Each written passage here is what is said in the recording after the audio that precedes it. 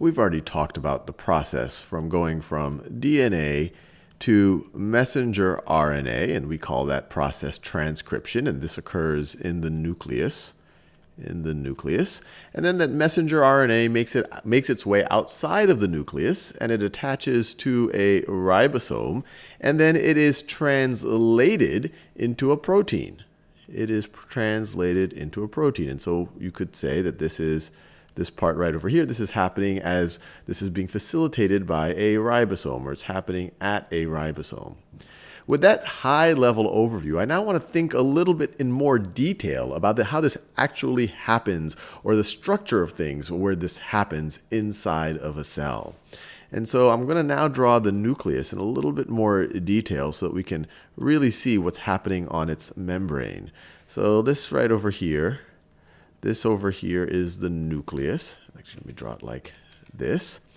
And instead of just drawing the nucleus with one single line, I'm going to draw it with two lines because it's actually a double bilipid membrane. So this is one bilipid layer right over here, and then this is another one right over here. And I'm obviously not drawing it to scale.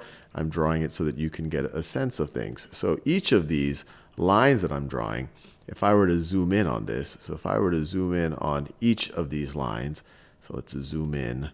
And if I got a box like that, you would see a bilipid layer. So a bilipid layer looks like this. You have the circle as a hydrophilic end, and those lines are the fatty hydrophobic ends. So that's our bilipid layer. So that's each of these lines that I have drawn. Each of them are a bilipid layer. So the question is, well, how does the mRNA, obviously you have all this transcription going on, you have the DNA, you have the mRNA, it's all in here in this big jumble of chromatin inside the nucleus. How does it make its way outside of this bilipid, outside of this double bilipid layer? And the way it makes its way out is through nuclear pores. So a nuclear pore is essentially a tunnel, and there are thousands of these, is a tunnel through this bilipid layer. So, and the tunnel is made up of a bunch of proteins. So this right over here, and this is kind of a cross-section of it, but you could almost imagine it, if you're thinking of it in 3 dimensions, you would imagine a tunnel, a protein constructed, a tunnel made out of proteins that goes through this double bilipid membrane. And so the mRNA can make its way out. The mRNA can make its way out and get to a free ribosome, and then be translated into a protein. But this right over here is not the complete picture, because when you translate a protein using a free ribosome, this is for proteins that are used inside the cell. So let me draw the entire cell right over here. So this is the cell. This right over here is the cytosol of the cell, cytosol. And you might be sometimes confused with the term cytosol and cytoplasm. Cytosol is all the fluid between the organelles. Cytoplasm is everything that's inside the cell. So it's the cytosol and the organelles, and the stuff inside the organelles is the cytoplasm. So cytoplasm is everything inside of the cell. Cytosol is just the fluid that's between the organelles. So anyway, the free ribosome over here, this translation is good for proteins used within the cell itself. The proteins can then float around the cytosol and used in whichever way is appropriate. But how do you get protein outside of the cell, or even inside the cellular membrane? Not within the cell, but embedded in the cell membrane or outside of the cell itself. And we know that cells communicate in all sorts of different ways, and they produce proteins for other cells or for use in the bloodstream or whatever it might be. And that's what we're going to focus on in this video. So contiguous with this what's called the perinuclear space right over here. So the space between these two membranes. So you have this perinuclear space between the inner and outer nuclear membrane. Let me just label that. That's the inner nuclear membrane. That's the outer nuclear membrane. You could continue this outer nuclear membrane, and you would and you get into these kind of flaps and folds and bulges. And this right over here is considered a separate organelle. So you get this thing that looks like this, and I'll just do it the best that I can draw it. And this right over here is called the endoplasmic reticulum. So this right here is endoplasmic reticulum, which I've always thought would be a good name for a band. And the endoplasmic reticulum is key for starting to produce and then later on package proteins that are that are either embedded in the cellular membrane or used outside of the cell itself. So how does that happen? Well, the endoplasmic reticulum really has two regions. It has the rough endoplasmic reticulum, and the rough endoplasmic reticulum has a bunch of ribosomes. So that's a free ribosome right over here. This is an attached ribosome. This is a ribosome. These are ribosomes that are attached to the membrane of the endoplasmic reticulum. So this region where you have attached ribosomes right over here, that is the rough endoplasmic reticulum. I'll call it the rough ER for short, perhaps an even better name for a band. And then there's another region which is the smooth endoplasmic reticulum.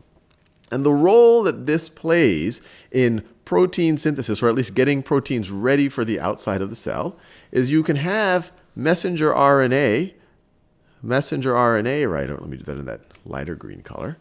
You can have messenger RNA find one of these ribosomes associated with the rough endoplasmic reticulum. And as the protein is translated, it won't be translated inside the cytosol. It'll be translated on the other side of the rough endoplasmic reticulum, or you could say on the inside of it, on the lumen, or in the lumen of the rough endoplasmic reticulum. Let me make that a little bit, let me draw that a little bit better. So let's say that this right over here, that right over here is the membrane of the endoplasmic reticulum.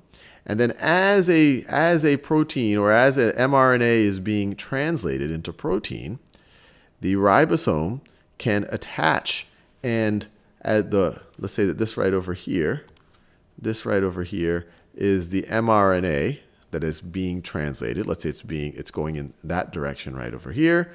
Here is the membrane of the ER. So ER membrane. This right over here, and actually the way I've drawn it right over here, this is just one bilipid layer. So let me just, I could draw it like this.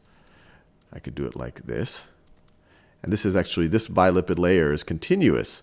It's continuous with the outer nuclear membrane. So let me just make it like that so you get the picture. And then at some point in the translation process, the protein can be spit out on the inside. As it's being translated, it can be spit out on the inside of the endoplasmic reticulum. So this is the lumen.